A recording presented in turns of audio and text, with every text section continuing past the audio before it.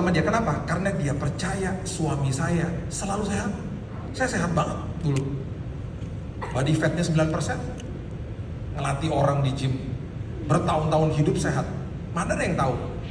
Teman-teman saya waktu saya ketahuan saya sakit kanker darah sampai, Bill, lu hidup sehat aja kena kanker darah, nasib gua gimana, Bill? Katanya gitu.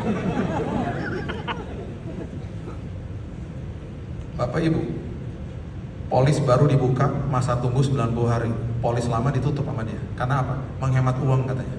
Oh nggak pernah diklaim juga bertahun-tahun. Kamu kan sehat hidupnya. Masalahnya saya nggak pernah cek darah. Karena setiap kali disuruh cek darah saya nggak mau. Kenapa nggak mau? Karena saya takut jarum dulu. Jadi saya nggak pernah tahu. Saya gubrak di kamar mandi. Saya terdiagnosa kanker di hari ke-76. Jadi waktu dia berdoa, dengan tangisan dia bilang, Tuhan, dia nyesalnya minta ampun, dia merasa bodoh sekali. Kenapa aku nggak hati-hati? Kenapa aku bisa sestroboh itu? Tuhan, kalaupun suami saya sakit, kenapa nggak 14 hari lagi? Jangan gitu juga kali doanya. Kalau perlu jangan sakit kali ya. Tapi itu kan doa orang desperate, doa orang yang betul-betul rasa bodoh. Aku bodoh banget sih. Tuhan biarkan itu terjadi. Karena Tuhan mau kasih tunjuk. Kalau aku mendahuluimu, ada dimensi iman yang kamu harus belajar. Sama seperti janda di Sarfat. Harus lihat sebuah kenyataan hidup. Dan harus percaya sama janji Tuhan.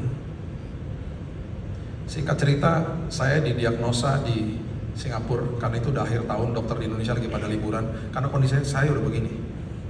Di tanggal 2 Januari diagnosa keluar dan dokter di Mount E bilang begini, kita bilang begini sama dia, kita nggak mau lah di sini, kita nggak punya asuransi, gimana mau bayarnya, Mount E kan mahal banget, nggak bisa lah.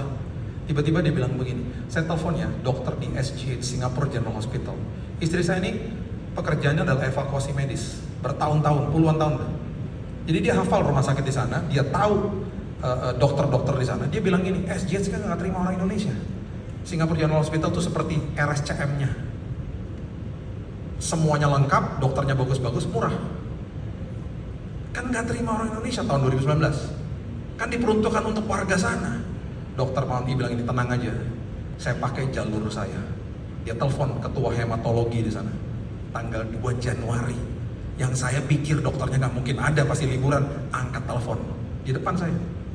Dan dia bilang, kirim pasiennya sekarang ke sini. Kita sampai di sana. Singkat cerita, kita masuk di situ dengan jalur dia. Kita ambil kamar yang paling murah. Kamar yang berempat, paling murah kan? Tiba-tiba saya muntah-muntah karena saya masuk rumah sakit itu di kursi roda, udah nggak bisa napas karena darahnya udah habis. Dan tiba-tiba saya muntah-muntah karena bau makanan di kamar itu, bau makanan. Saya nggak tahan, muntah-muntah. Tiba-tiba istri saya lihat di website, ya rumah sakit ini punya kamar yang isolasi, kamar sendirian. Harganya nggak terlalu mahal, nggak terlalu beda-beda jauh sama kamar yang berempat ini.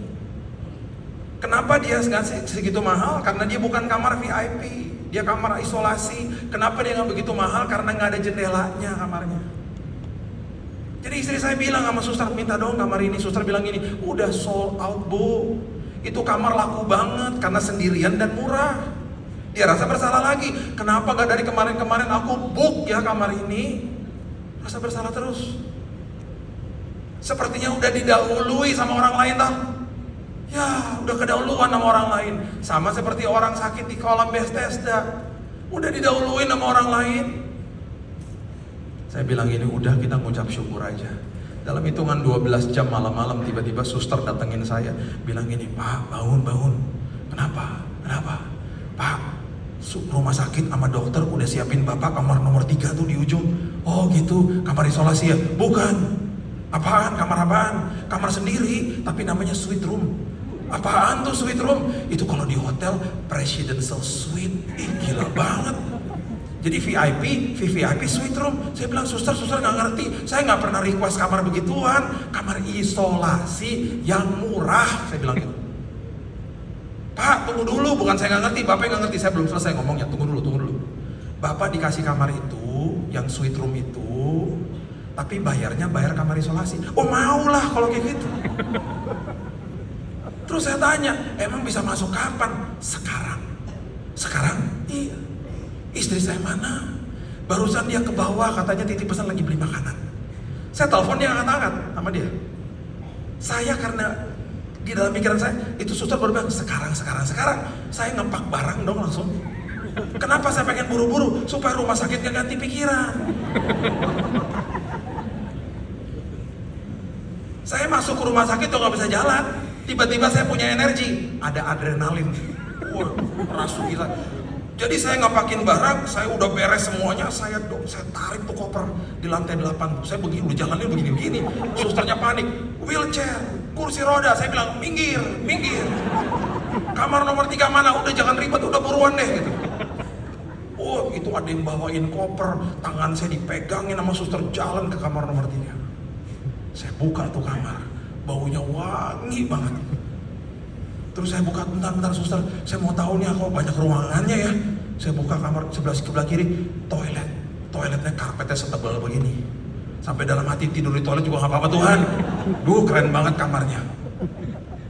Terus saya tanya sama dia, suster, kamar suite roomnya kok kosong? Ya iyalah kosong, ini kan kamar paling mahal. Jadi nggak ada yang mau kesini karena paling mahal. Oh gitu. Terus dia bilang gini, Bapak tahu yang tinggal di sini siapa? Siapa? Raja-raja dari Timur Tengah kalau berobat di sini pakai kamar ini, Pak. Oh gitu. Di situ saya bangga banget karena Billy Lantang anak raja. Saya kan anak raja juga.